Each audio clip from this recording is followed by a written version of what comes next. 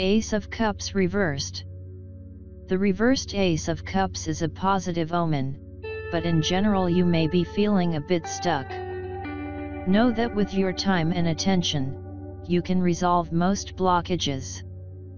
General, look at where you feel some blockages in life, and consider how you might act to remove those blocks and get the energy flowing again.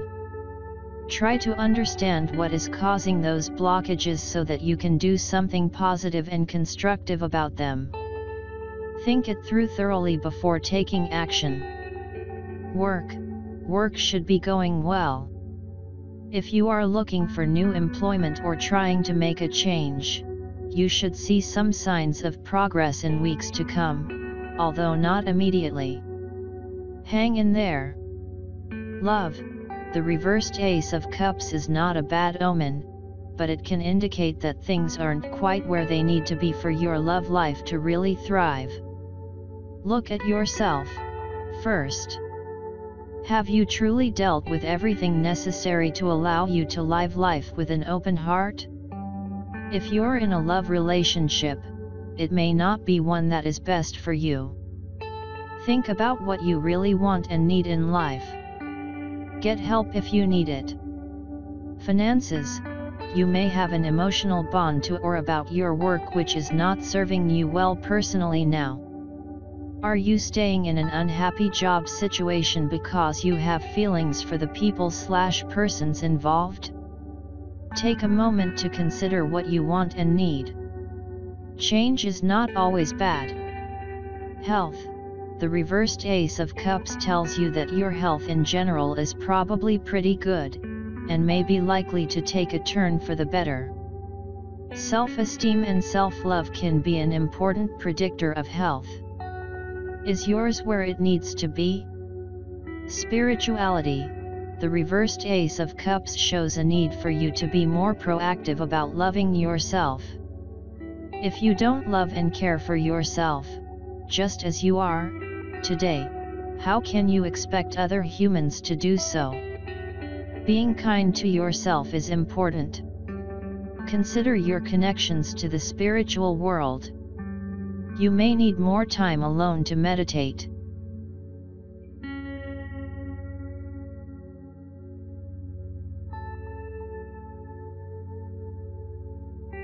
Tarot history. The tarot has a fragmented history that intrigues historians, scholars, hobbyists, and spiritualists alike. Drawing on the concrete facts that are available, we will attempt to briefly explain the origins of the tarot, and trace some of its milestones through the centuries. The designs of the 22 cards in the major arcana can be traced back as far as 1440, when the first known deck appeared in Italy.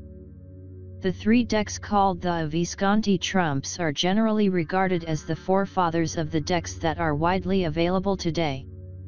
It is believed that they were originally created as a game for nobles. It is not until centuries later that the cards re-emerged, this time as a tool of divination. In the latter half of the 15th century, the card makers in Marseilles, France began to standardize the trumps. Before this organized production, those who played the trumps could dictate which they wanted to include, and which they wanted substituted or eliminated. Certain cards, Death, the Devil, and the Tower in particular, were considered offensive by the more conservative nobles.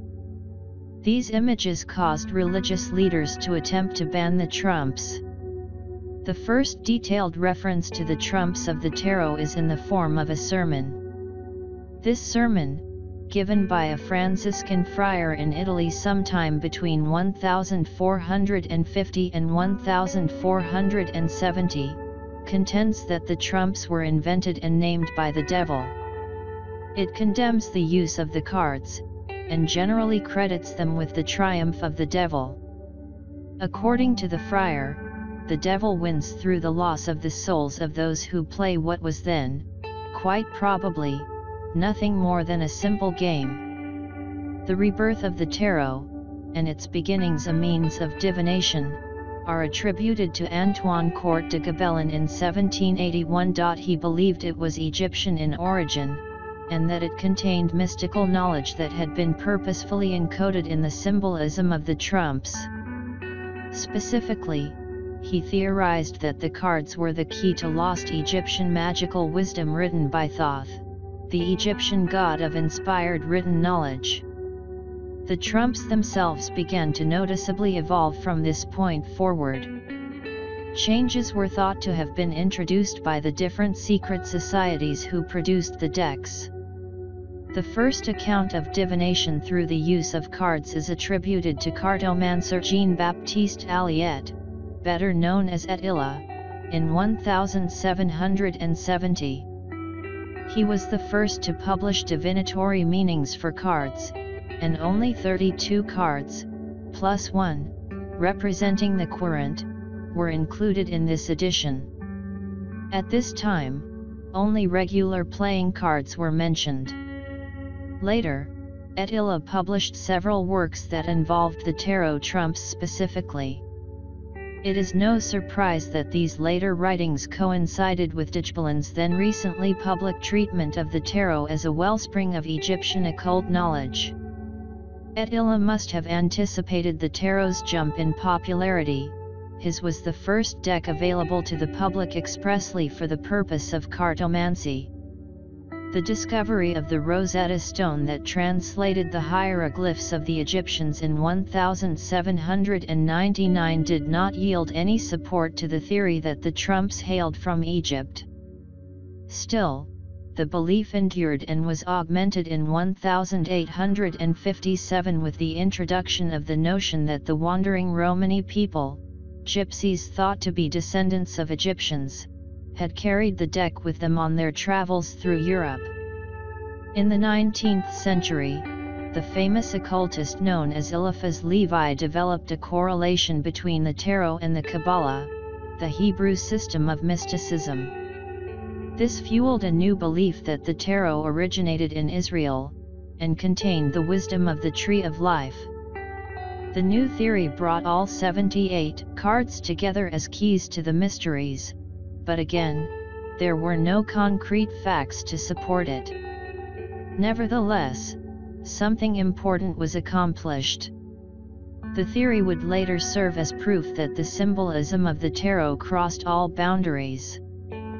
From this point forward, many magical and esoteric groups recognized the tarot as a timeless body of knowledge that had significance in every mystical path. Since that time it has been linked with almost every magical system or religion known to humankind. The tarot is comprised of archetypal images that cross linguistic, cultural, geographical, and temporal barriers. The Theosophical Society, the Hermetic Order of the Golden Dawn, the Rosicrucians, the Church of Light, and the builders of the Adytum all secured the tarot's position in the 19th and 20th centuries. In the United States of America, the tarot became popular and more readily available in the 1960s, when a period of exploration in spirituality began. Arthur Edward Waite is credited with the renaissance of the tarot in the 20th century. He commissioned artist Pamela Coleman Smith to create what he called the rectified tarot. Created by a member of secret societies also known as a revered mystic, Waite's version has been widely accepted as the standard, and is by far the most popular deck of the century, rich in symbolism and easily understood due to the simple nature of the artwork. In the opinion of many learned tarot enthusiasts, the most significant change the deck has experienced is Smith's treatment of the minor arcana. Hers are the first pip cards to contain images depicting the meaning of the cards.